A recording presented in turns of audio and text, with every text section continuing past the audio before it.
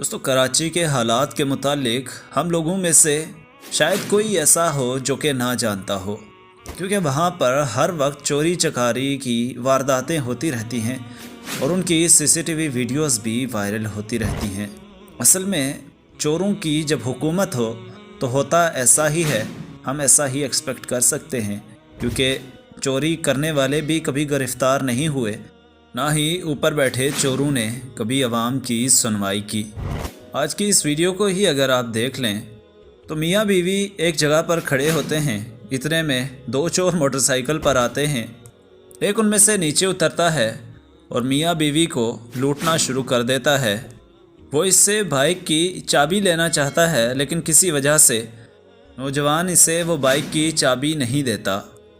आखिरकार वो चोर बड़ी ही जल्दी में इनसे तमाम चीज़ें लेकर वहाँ से निकलते बनते हैं।